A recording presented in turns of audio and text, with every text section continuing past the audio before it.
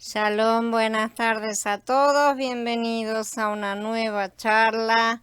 Shalom Aníbal, Johnny, Carla, Noris, Ángel, Diego, Blanca, Meli, Gaby, sean bienvenidos. Vamos a empezar a hablar acerca del calendario profético de Yahweh. Vamos a ver la primera parte. El plan de Yahweh de las eras a través de las Moedim. Primera parte, vamos a hablar de Pesaj y esta es la primera parte. Nosotros vamos a comenzar a estudiar el capítulo 23 de Vayikra que habla acerca de las Moedim de Yahweh. Sí, ciertamente vamos a ir estudiando los detalles, pero mucho más quiero que se concentre en el mensaje de las escrituras. Aquí vamos a ver el plan de Yahweh trazado en detalle y será bueno para muchos prestar atención a lo que este mensaje dice porque determinará la forma en que lo veamos a él, a Yahshua, a su obra, nuestro futuro y nuestro presente también. Para realizar este resumen general vamos a estudiar los últimos pasajes de Devarim 16, en los cuales Moshe repasa todas estas cosas que estamos por estudiar detalladamente en Vayikra, ¿sí? Pero ahí hace un resumen que nos va a servir como base para poder ver este plan, este calendario profético de manera mucho más resumida y rápida. Moshe habla de los tres grupos de Moedim, que son Pesach, Shavuot y Sukkot. Estos festivales representan las tres etapas principales de desarrollo de nuestra relación con Mashiach a medida que avanzamos desde el nacimiento espiritual hasta la madurez espiritual. Pero esto también aplica a la humanidad como un todo, ¿no es cierto? Pesaj representa la justificación por la fe en la sangre del Cordero. Shavuot representa la santificación, el momento en que aprendemos a obedecer al escuchar su voz y ser guiados por el Ruach para que la ley se pueda escribir en nuestros corazones. Y Sukkot representa la plenitud del Ruach a medida que llegamos a la madurez total, donde estamos en total acuerdo con la mente de Mashiach y el plan divino que él tiene para la tierra. Entonces, en primer lugar, empezamos con Pesaj. ¿Dónde celebrar Pesaj? Moshe comienza con la orden de observar Pesaj diciendo: observa el rojo de Aviv y ofrece un sacrificio de Pesaj a Yahweh tu Elohim, porque fue en el mes de Aviv de noche que Yahweh tu Elohim te libertó de Mitzrayim. Debes inmolar el sacrificio de Pesaj para Yahweh tu Elohim del rebaño de la manada en el lugar donde Yahweh escoja establecer su nombre. Estos están los dos primeros pasukim de Devarim. Quiero que vayan prestando mucha atención a los textos porque vamos a encontrar muchas cosas que vamos a trabajar después en comparación con libros contra libros, de manera tal que vayan prestando atención a los detalles. Esto no era nada nuevo, sí, ya lo había dicho antes, inclusive en Vayikra, pero lo dice en Shemot 34, 18, como creyentes celebrarán la fiesta de los ácimos comiendo panes sin levadura por 7 días, como les he ordenado, al tiempo establecido del mes de Aviv, porque en el mes de Aviv salieron ustedes de Mizraim. ¿Sí? Entonces, como creyentes, creemos que Yahshua HaMashiach fue el verdadero Cordero de Elohim que quita el pecado del mundo, ¿no? Como dice Yahana en el capítulo 1, que cumplió el papel del Cordero de Pesach, sí, en el tiempo señalado de la historia. Moshe lo llamó un sacrificio, por lo que entendemos que para celebrar Pesaj debemos considerar a Mashiach como el sacrificio por el pecado. Hay muchos que reconocen a Yahshua HaMashiach solo como un gran maestro, un gran profeta, un rabino o algo parecido que vino a educar a la gente en la verdad. Estas personas no han guardado Pesaj de la manera correcta y por lo tanto no están justificadas por una fe genuina. La fe es creer la verdad. Prácticamente todos en la tierra tienen fe en algo. ¿Sí? La fe es un atributo universal, pero la fe debe estar arraigada en la verdad para poder ser válida. porque podemos creer en mentiras y esa fe entonces a la larga va a demostrar no servir para nada. De hecho, la palabra hebrea para verdad es emet, ¿sí? Que viene de amán, que implica ser genuino. Emet es traducido como fiel o de confianza en Nehemías, en el capítulo 7, por ejemplo, implicando que es un hombre que anda en la verdad, ¿no es cierto? Que es confiable, digamos. Cuando Habacuc 2.4 dice, el justo por la fe vivirá, la palabra traducida como fe es emuná, ¿no es cierto? Que conocemos, que es derivada de la misma raíz amán. No son parientas con emet de forma directa, pero las dos derivan de la misma raíz. Por lo tanto, la verdad y la fe están unidas por una raíz hebrea común. Esto nos dice que la fe debe estar arraigada en la verdad para darle validez a los ojos de Elohim.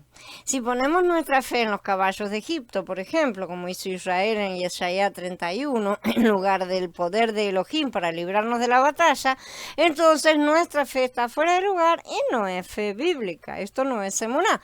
Podemos cantar y proclamar a todo el mundo, yo creo, desde el amanecer hasta el anochecer, pero no necesariamente la fe es lo que Elohim reconoce como válido. Es en qué está apoyada esa fe. La fe justificadora está arraigada en la verdad, por lo tanto, la verdadera observancia de Pesach solo es posible si está arraigada en la creencia de que Yahshua HaMashiach es nuestro Cordero de Pesach que fue sacrificado por el pecado del mundo.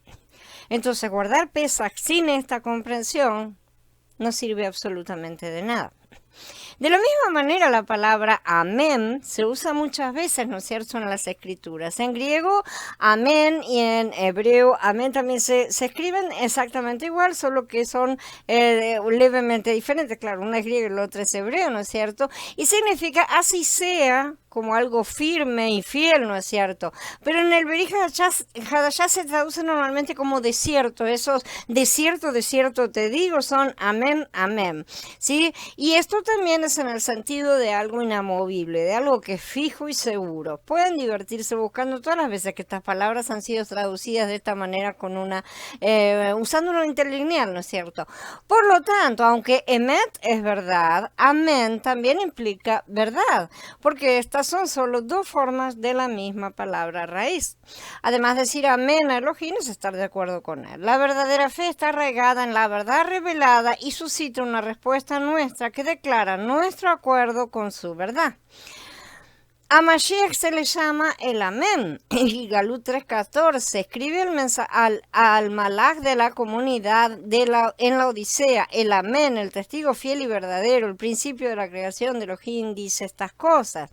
Él era el Amén porque hizo solo lo que vio hacer a su padre y dijo solo lo que escuchó decir a su padre. Todo lo que hizo fue un amén y un doble testimonio en la tierra de lo que se decía o se hacía en el cielo. Nosotros también estamos llamados a ser testigos de Elohim en la tierra. Cuando somos justificados por la fe a través de la fiesta de Pesach, comenzamos nuestro viaje fuera de Egipto hacia la tierra prometida. Shavuot nos enseña la obediencia, pero Sukkot es para aquellos que están de acuerdo con Elohim, aquellos que experimentan Sukkot, o sea, tabernáculos, son un pueblo amén.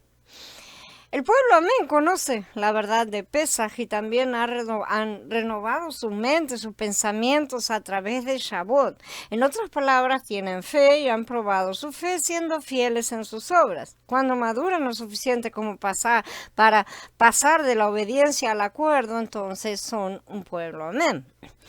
En Devarim 16.2, Moshe le dice a Israel que deben celebrar Pesach en el lugar donde el Adón elige establecer su nombre. Repite esto con respecto a Shavuot en el Pasuk 11 y con respecto a Sukkot, tabernáculos, en el Pasuk 15. ¿Sí? Este es el único lugar legal donde se puede celebrar cualquiera de estas fiestas. ¿Dónde se encuentra este lugar? En los días de Yahoshua estaba en Shiloh, ¿sí? Toda la comunidad del pueblo israelita se congregó en Shiloh y armaron allí la carpa de reunión. Esto está en Yahoshua en el capítulo 18. Unos siglos más tarde, debido al pecado de Elí y sus hijos que profanaron ese lugar, el arca salió de Shiloh. Elohim lo oyó y se indignó, menospreció mucho a Israel y dejó la morada de Shiloh, la carpa donde había habitado entre los hombres. Esto está en el Mizmor 78. Y finalmente fue colocada en Jerusalén Y esto nos cuenta también el mismo Mishmor. Además rechazó al clan de Yosef y no escogió la tribu de Efraín, sino que escogió la tribu de Yahudá, el monte de Sión que amó. Sin embargo, más tarde, Jerusalén también fue contaminada con la iniquidad. Limpia de maldad tu corazón, oh Jerusalén, para que seas rescatada. ¿Hasta cuándo acariciarás dentro de ti tus malos designios? Tu conducta y tus actos te han acarreado esto, este es tu amargo castigo, te traspasa tu propio corazón. Esto está en el capítulo 4 de Yirmeyá. Así que Elohim quitó su nombre de ese lugar de la misma manera que había dejado Shiloh antes. La gloria de Elohim partió hacia el monte de los olivos. Y a Jezquelón se dice, la presencia de Yahweh subió de en medio de la ciudad y se detuvo sobre el monte que está al oriente de la ciudad. Y allí permaneció hasta la ascensión de Yeshua de ese mismo lugar, hasta el día en que se lo llevaron arriba, después de haber dado mandamientos por el Espíritu de Santidad a los enviados que había escogido. Entonces volvieron a Jerusalén desde el monte llamado de los Olivos, justamente de ahí es que ellos se regresan. Ellos estaban en el monte de los Olivos, que está cerca de Jerusalén, camino de un Shabbat. Eso está en el capítulo 1 de Maaseh, el libro de Hechos. Así Yahshua llevó la gloria de Elohim de regreso al cielo, ¿sí? 10 días después esa gloria regresó a la tierra el día de Shabbat. No regresó al templo de Jerusalén, sino a los discípulos en el aposento alto, porque Elohim estaba construyendo un nuevo templo para su habitación. ¿Dónde ha puesto Elohim su nombre? Estas eran las personas de la nueva Jerusalén que está siendo construida, las que comenzaron a formar un nuevo templo hecho de piedras vivas, como dice Kefa Aleph, ¿no es cierto?, en el capítulo 2. Y miré y vi al Cordero de pie sobre el monte Sión, y con él estaban los 144,000 que tenían su nombre y el nombre de su padre escrito en su frente, dice Gigalú 14.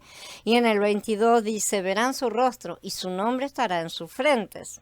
La palabra para frente no implica la parte superior frontal de nuestra cabeza únicamente, sino el semblante común todo, ¿sí? Es metopon en griego y su significado es equivalente al de panim en hebreo, ¿sí? Que es el rostro o la faz. Conocemos ya esta palabra, la parte delantera justamente, que inclusive se aplica a cosas como por ejemplo la faz de la tierra, la parte visible. No significa literalmente frente, sino todo el rostro. Y por eso se toma la frente como simbólica del resto de la cara, como la parte donde reside la mente y el pensamiento. Por supuesto, esto no es una marca literal, sino espiritual. ¿Qué quiere decir? Que el nombre de Yahweh se verá en ellos, porque en el plano espiritual estas cosas se transparentan literalmente, si son visibles a los ojos espirituales. Y esto quiere decir que tendrán la mente de Mashiach. Esta es la marca de los sacerdotes. Además, harás una lámina de oro fino y grabarás en ella como grabadura de sello santidad a Yahweh. Hakodesh Lifnei Yahweh, dice en Shemot 28. Ese es el lugar en el que Yahweh pone su nombre, en la cabeza de los hombres, y nuestra cabeza es Mashiach. Esto significa que sus siervos, los sacerdotes, tienen la mente de Mashiach. Su nombre está en nuestras frentes. Por lo tanto, el único lugar legal hoy en día donde uno puede observar cualquier fiesta del Adón es en la frente de uno mismo, ¿sí? O sea, en nuestra cabeza, que es la cabeza de Mashiach. El lugar donde Elohim ha elegido colocar su nombre. Las mentes de nuestros nuevos hombres, no los viejos, los nuevos. Solo el nuevo hombre tiene la mente de Mashiach. Son muchos hoy los que van a Jerusalén a celebrar la fiesta. Si no todos se movilizan necesariamente, muchos porque no pueden, porque si pudieran irían de cualquier manera. Pero aunque lo hagan en sus casas de cualquier manera es lo mismo. Están pensando que el nombre de Elohim todavía está escrito en algún lugar físico. Otros insisten en realizar rituales, es lo mismo. Pero Elohim se mudó de Jerusalén en los días de Yahezkel y completó su mover cuando Yeshua ascendió al cielo. Esto es profético y sumamente claro de ser visto. Guardar las fiestas en Jerusalén es el equivalente a que un hombre de los días de Yirmeyá, ¿no es cierto? O sea, cuando ya estaba el templo, observara las fiestas en Shiloh, donde había estado el tabernáculo, después de que Elohim se mudara a Jerusalén, ¿no es cierto? Esa acción habría sido una violación de la ley. también lo es hoy. El único lugar donde Pesaj se puede guardar legalmente es en la frente, ¿sí? En el nuevo templo que Yahweh está levantando. La sangre del Cordero de Elohim debía ser puesta sobre el dintel de la casa, dice Shemot 12, ¿no? Por eso hoy aplicamos la sangre de Yahshua a nuestras frentes, es decir, a nuestra mente, que son los dinteles de nuestra casa. De la misma manera, para guardar la siguiente fiesta, que es Shavuot, uno debe recibir el bautismo del Ruach HaKodesh, porque en Maaseh 2 el Ruach HaKodesh vino sobre la frente de los discípulos en el aposento alto. Entonces aparecieron unas lenguas como de fuego que se repartían y se posaban sobre cada uno de ellos. En ese día, Shavuot no se cumplió en el templo, aunque el sumo sacerdote estaba ofreciendo 2 panes como la ley había prescrito, y esa era la ofrenda que se estaba presentando. Esto está en el capítulo 23 de Vayikra también. En cambio, Shavuot se cumplió en la frente de los discípulos en este nuevo lugar.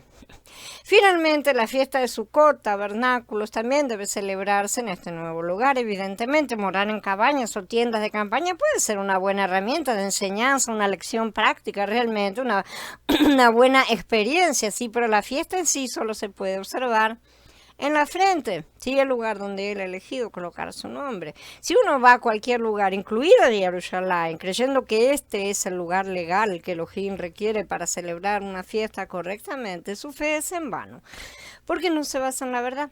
Moshe dice claramente: no puedes sacrificar Pesaj en ninguna de tus ciudades que el Adón tu Elohim te da. Los que violan esta ley necesitan instrucción en la verdad como fundamento seguro de su fe para que puedan llegar a ser un pueblo amén de acuerdo con Elohim y de acuerdo con su Elohim en los tiempos en que él va avanzando, y no decidir tironear de la cuerda para quedarse atrás en el tiempo que a cada uno le agrada más. Shalom, Alfonso, Katy, Luis. El plan de Yahweh de las eras a través de las Moedim, segunda parte, y vamos a continuar viendo Pesach, segunda parte. Retirar la levadura de la casa. Moshe continúa, ¿no es cierto?, con sus instrucciones en el capítulo 16. No debes comer con él, o sea, con el cordero, nada leudado. Por 7 días debes comer panes ácimos, pan de aflicción, porque tú saliste a prisa de la tierra de Mitzrayim, para que recuerdes mientras vivas el día de tu salida de Mitzrayim. Por 7 días no se hallará masa leudada contigo en todo tu territorio, y de la carne que sacrifiques en la tarde del primer día no quedará nada hasta la mañana. Se suponía que la gente debía quitar toda la levadura de sus casas antes del día de preparación para Pesaj, que es Aviv 14. El primer día de Pesaj comenzaba al atardecer y después se extendía a través de 7 días más, a través de la fiesta de Hag HaMatzot, ¿no es cierto?, la fiesta de los panes ácidos, o panes sin levadura. Por esta razón, la ofrenda mecida de cebada siempre ocurría dentro de la semana de los panes sin levadura. La gavilla debía ser mecida el primer domingo después de Pesaj, y desde el día en que traigan el manojo de la ofrenda de elevación, el día después del Shabbat, dice Vayikra 23. Y esto se cumplió en la resurrección de Mashiach y su presentación ante el Padre como el Hijo viviente de Elohim, es decir, como la primicia. La levadura significa corrupción o pecado, sabemos. Por esta razón, toda levadura fue prohibida en cualquier sacrificio. Como dice, ninguna ofrenda que presentes a Yahweh deberá estar hecha con levadura, porque ninguna levadura ni miel, que también fermenta, puede convertirse en humo como ofrenda encendida para Yahweh, dice Vayikra en el capítulo 2. ¿Sí? De hecho, la única vez que se ponía levadura en un sacrificio era la ofrenda pentecostal, algo que ya estudiamos también. Deberán traer de sus establecimientos 2 hogazas de pan como ofrenda de elevación, cada una hecha de 2 décimas de medida de harina selecta, horneada después de leudada, como primicias para Yahweh.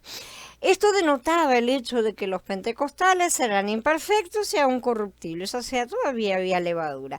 En la era de Shavuot hay levadura, todavía está el viejo hombre. Sin embargo, en Pesaj la levadura fue prohibida para establecer sobre todo que Yahshua HaMashiach, el Cordero de Pesaj, era inmaculado y sin pecado. Él es la primera primicia, ¿sí? Los que tienen fe genuina basada en la verdad son imputados justos, como Shaul le explica en Romanín 4. ¿Sí? Por fe se les permite ser considerados sin pecado porque Elohim llama a lo que no es como si fuera. Y así son colocados bajo la promesa a la espera de la redención de sus cuerpos. Pesaj comienza en la tarde de Aviv 14. Y esto lo vamos a estar estudiando mucho más a fondo, un poco más adelante, porque es todo un problemón. Moshe continúa, no se te permite inmolar el sacrificio de Pesaj en cualquiera de las poblaciones que Yahweh tu Elohim te está dando, sino que en el lugar donde Yahweh tu Elohim escoja establecer su nombre, allí solamente inmolarás el sacrificio de Pesaj, por la tarde al ponerse el sol a la hora que saliste de Mitzrayim. Esto está en el capítulo 16 de Devarim. Estos detalles fueron importantes y vamos a ver las comparaciones más adelante, porque la ley revela el plan divino. En este caso profetiza cómo Mashiach sería sacrificado por el pecado del mundo. Primero, no fue simplemente asesinado por enseñar la verdad a los que lo rechazaron, ¿no es cierto? Sino mucho más que eso. Fue un sacrificio por el pecado. En segundo lugar, Jerusalén en ese momento era el lugar donde Elohim había elegido poner su nombre, por lo que el Mashiach tuvo que ser sacrificado en Jerusalén, más específicamente en el lugar donde fue clavado en el madero, justamente ya que la gloria de Elohim había dejado el monte del templo para descansar en la cima del monte de los olivos. La gloria de Yahweh subió de en medio de la ciudad y se detuvo sobre el monte que está al oriente de la ciudad, dice Yahezkel 11, y el monte se refiere al monte de los olivos. Por lo tanto, aquí fue donde Yahshua fue clavado en el madero, siguiendo el patrón establecido por el rey David, quien también hizo sacrificio en este lugar cuando su trono fue usurpado por Absalom, cuando fue traicionado por su amigo Ahitofel. David, entre tanto, subió la cuesta del monte de los olivos llorando mientras subía, tenía la cabeza cubierta y andaba descalzo, y todo el pueblo que andaba con él se cubrió cada uno su cabeza y lloraban mientras subían. Esto está en el capítulo 15 de Shemuel Bet. El mismo monte fue también el lugar donde Yahshua ascendió después al cielo. Entonces volvieron a Jerusalén. Estos son los que iban para Emaús, desde el monte llamado Los Olivos, que está cerca de Jerusalén. El sacrificio del cordero. Los corderos tenían que ser sacrificados por la tarde, así que Yahshua también tenía que ser sacrificado entre el mediodía y la puesta del sol. Devarim 16:6 dice que los corderos deben ser sacrificados entre las dos tardes, ¿no es cierto? La frase la vamos a estudiar un poco más adelante porque todo acá tiene mucho detalle. Lo que estamos viendo acá es un pantallazo general del calendario profético. En otras palabras, los corderos debían ser sacrificados antes que se pusiera el sol. Eso es lo que nos interesa de momento. El sol comenzó a ponerse al mediodía, por lo que los corderos debían ser sacrificados durante la tarde. Ahí empieza a bajar el sol y entonces hasta que baje del todo, antes de eso tiene que estar todo terminado. Ignacio de Antioquía nos dice que Yahshua fue puesto en el madero al mediodía, es decir, a la 6ª hora del día, y que murió a la 9ª hora o alrededor de las 3 de la tarde. Como discípulo y amigo de Yahshua, o sea, él fue discípulo directo de Yahshua, de Yahanan, ¿sí? Siguió el relato de Yahanan y dice, Yahanan en el capítulo 19, era el día de la preparación de Pesaj y como la hora sexta. Entonces le dijo a los yahuditas, ahí tienen a su rey. Pero ellos gritaron, fuera, fuera, al madero con él. Pilato les dijo, voy a enviar al madero a su rey. Los principales sacerdotes respondieron, no tenemos más rey que el César. Y con esto lo entregó a ellos para que lo ejecutaran en el madero. Así que se llevaron a Yahshua y sigue, ¿sí? Si creemos que la muerte en el madero de Yahshua cumplió la ley de Pesaj, entonces parece más probable que Yahshua no sea puesto en el madero hasta el mediodía y que muera a media tarde, entre las tardes. Tenía que morir en ese horario, porque así cumplía con esta ley que prohibía matar los corderos de Pesaj antes del mediodía, pero también antes de la tarde, ¿no es cierto? No podía ser ni antes ni después, tenía que ser entre las dos tardes. Todos están de acuerdo en que Yahshua murió a media tarde. En ese tiempo hubo un oscurecimiento, también mencionado en Matías. Desde la 6ª hora descendió una oscuridad sobre toda la tierra hasta la hora 9ª. ¿Por qué tenemos este eclipse o esta oscuridad? El propósito no era simplemente retratar una especie de luto, ¿sí? Sino evitar que la gente matara sus corderos de Pesaj hasta que muriera Mashiach. La ley les prohibía matar los corderos antes del mediodía o después de la puesta del sol. Por lo tanto, cuando la noche pareció llegar así de temprano, ¿no es cierto? La gente no podía matar a los corderos de Pesaj hasta que el sol regresara, y regresó a media tarde. La gente estaba completamente confundida, no sabía lo que estaba pasando. Sí, fue entonces cuando sí salieron corriendo a matar a los corderos, por lo que la muerte de esos corderos coincidió con el momento de la muerte de Mashiach, pero él fue el primero. Comiendo al cordero, dice Devarim, lo cocerás y lo comerás en el lugar que Yahweh tu Elohim escoja. Por la mañana puedes emprender tu viaje de regreso a casa. Después de comer pan sin levadura por 6 días, celebrarás una reunión solemne para Yahweh tu Elohim en el 7º día. No debes hacer trabajo alguno. Comer es apropiarse y asimilar, como ya sabemos. Pesach se debía comer solo en el lugar donde Elohim había elegido colocar su nombre. Estamos todos comiendo del verdadero Pesach, ¿no es cierto? Que es Yahshua. Yahshua les dijo, en verdad les digo, esto es justamente lo que decíamos, amén, amén. ¿Sí? Les digo que si no comen la carne del Hijo del Hombre, no beben su sangre, no tienen vida en ustedes. El que come mi carne y bebe mi sangre tiene vida eterna y yo lo resucitaré en el día final, porque mi carne es verdadera comida y mi sangre es verdadera bebida.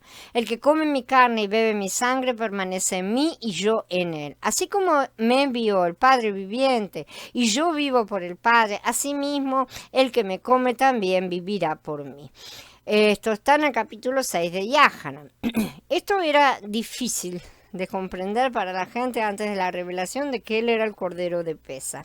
Sin embargo, así como el pueblo debía comer Pesaj en el lugar donde Elohim había puesto su nombre, así también el pueblo debía comer del verdadero cordero de Pesaj, ¿sí? Al escuchar sus palabras y cambiar su dieta, dejando de comer la comida del mundo y pasando a comer a Mashiach para cambiar nuestras naturalezas.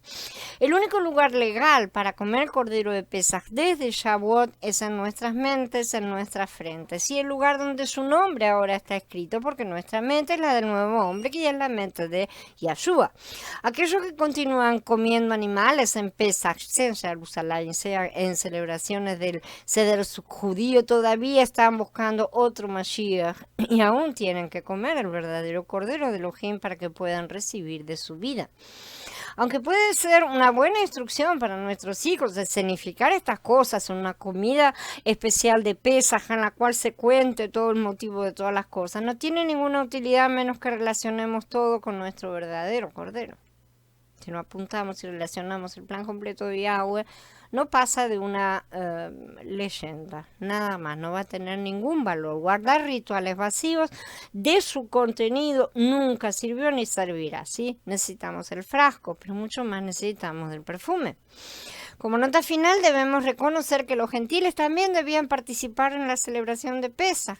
Cualquiera que coma algo con levadura, esa persona será cortada de la comunidad de Israel, sea un extranjero o un ciudadano del país. Esto está en Shemot 12, ¿no es cierto? Y se está refiriendo a la fiesta de los ácimos. Esto es importante porque en el resto de Devarim 16, Moshe nos dice que a los no israelitas también se les permitió participar de Shavuot y de Sukkot.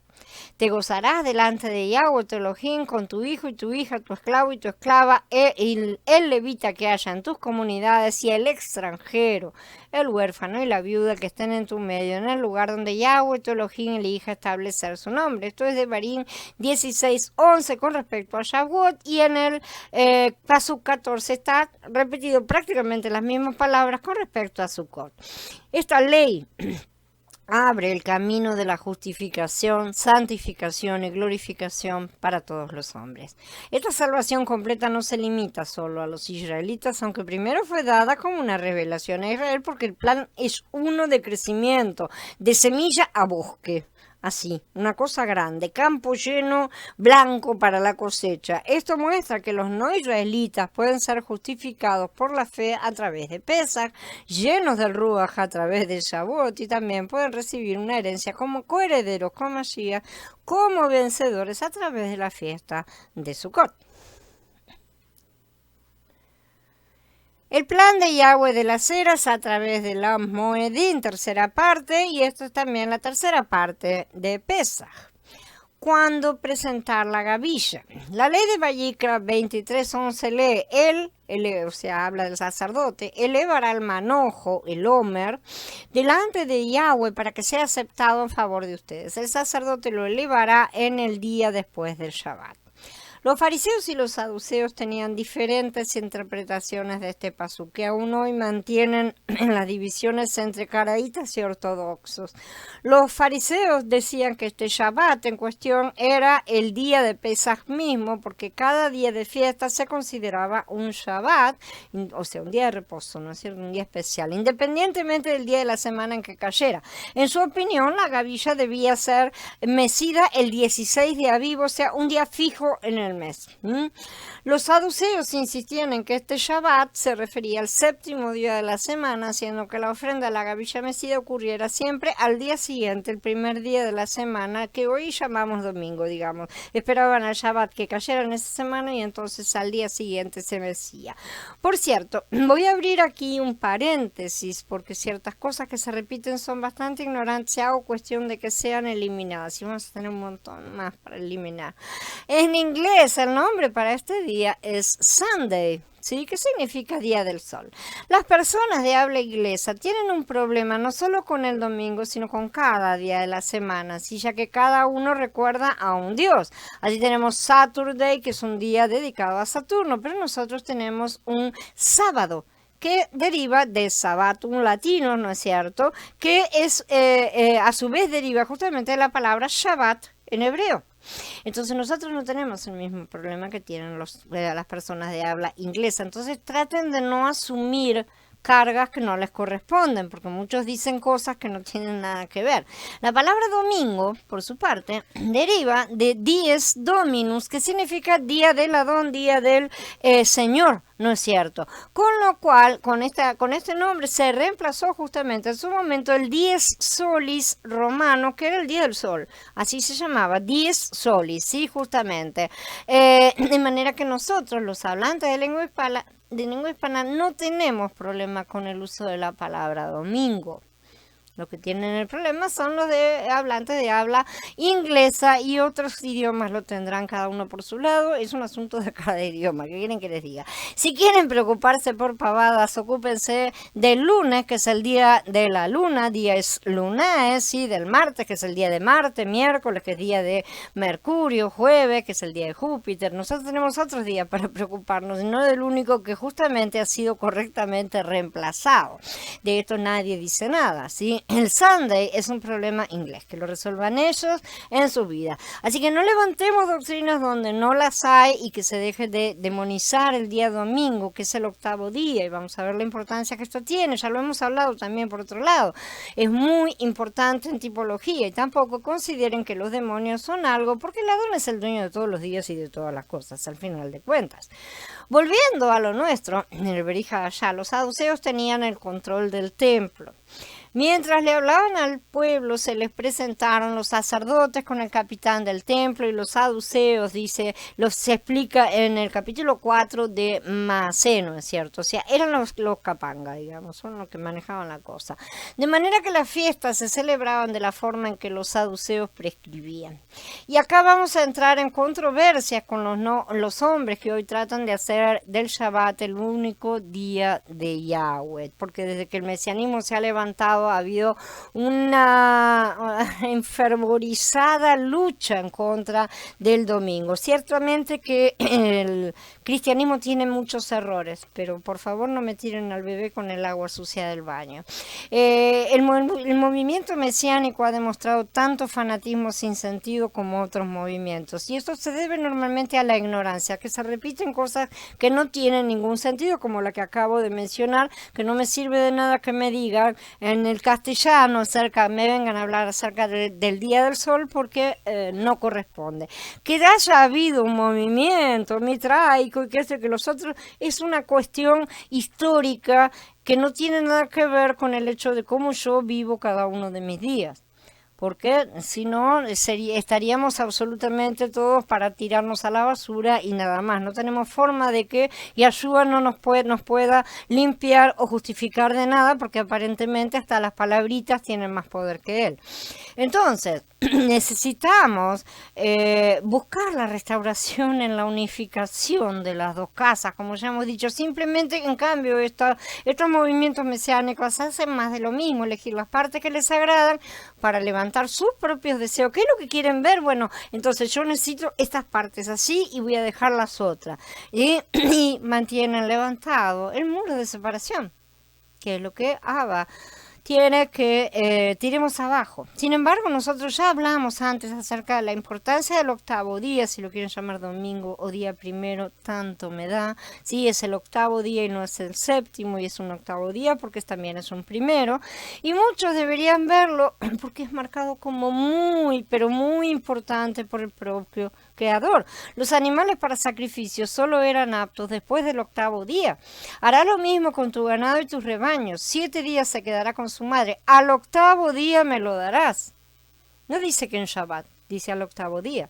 Esto está en Shemot 22. En Vayikra 22 dice, cuando nazca un becerro, una oveja o una cabra, se debe quedar 7 días con su madre y a partir del octavo día será aceptable como ofrenda encendida para Yahweh. No es a partir del Shabbat. El niño era circuncidado en el octavo día. En el octavo día se le circuncidará al niño la piel de su prepucio.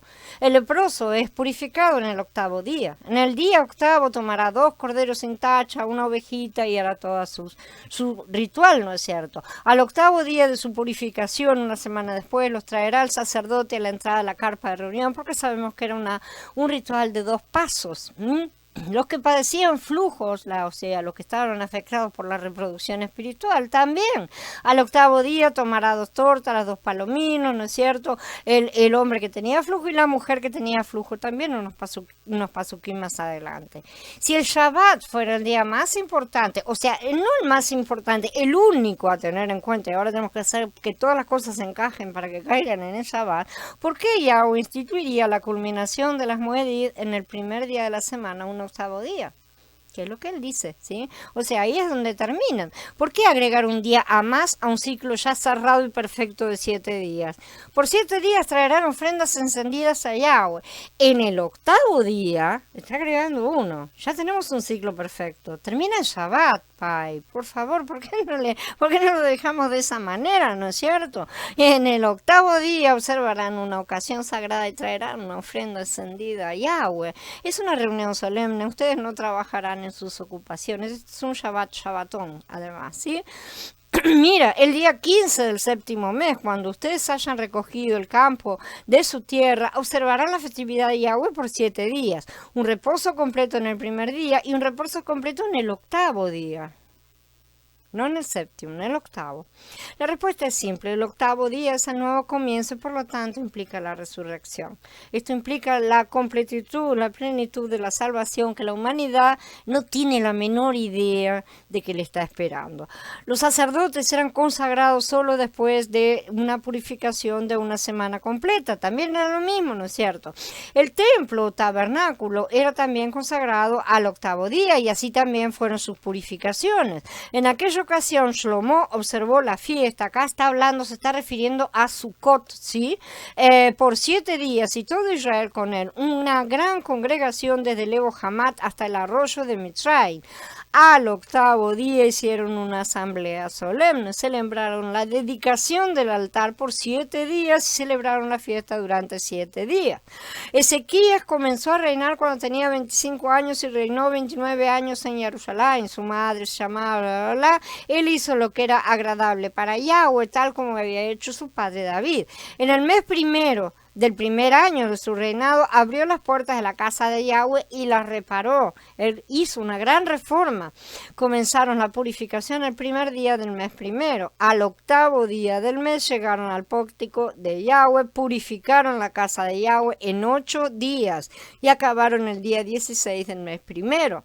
Esto está en Divrei Hayamim Bet, en el capítulo 29. Y Yehezkel 43 dice, él leía cada día el rollo de la Torá de Elohim, desde el primero hasta el último día. Durante 7 días celebraron la festividad y al octavo día hubo una asamblea solemne según lo establecido. ¿Sí? Esto está en Nehemías 8. El de Yehezkel es el que sigue. Durante 7 días harán expiación por el altar y lo purificarán, así lo consagrarán. Acabados estos días, a partir del octavo día, los sacerdotes podrán ofrecer sobre el altar los otros holocaustos y sus sacrificios de paz y me serán aceptos. O sea que él quiere que las cosas se hagan como él dice, no como los hombres quieren. Entonces, ¿por qué debemos creer que la resurrección de Mashiach sucedió en un Shabbat cuando como hoy afirman, ¿no es cierto?, los shabbatistas mesiánicos modernos, si esto quebrantaría todos los tipos, toda la tipología que Yahweh ha trazado cuidadosamente en todos sus cuadros? El reino de los cielos es el nuevo comienzo por excelencia. Estaría dentro de la semana determinada para la purificación. De esta manera harás con Aarón y sus hijos, tal como te he ordenado. Los ordenarás por 7 días. A la humanidad le toca una ordenación, ¿sí?, de 7 días, una purificación de 7 días. Cada día prepararás un novillo como ofrenda por el pecado para expiación. Limpiarás el altar realizando una purificación sobre él y lo ungirás para consagrarlo. Esto fue ordenado en Shemot y ejecutado en Vayikra. ¿Se acuerdan que ya estudiamos? Un poquito más adelante fue ejecutado cuando ya habían realmente construido y levantado el tabernáculo. No saldrán de la entrada de la carpa de reunión por 7 días, está explicando aquí, hasta el día en que se complete su periodo de ordenación, porque su ordenación requerirá 7 días. Todo lo que se ha hecho hoy, Yahweh ha mandado que se haga por 7 días para hacer expiación por ustedes. Y entonces, esto está en Vayikra 8, 33, 34. Entonces, después de la purificación de los 7 días, en Vayikra 9 nos dice, en el día octavo, Moshe llamó a Aarón y a sus hijos, a los ancianos de Israel, y ahí empezaron a hacer realmente todos los sacrificios. A partir del octavo día, los sacerdotes podían comenzar su ministerio y no antes.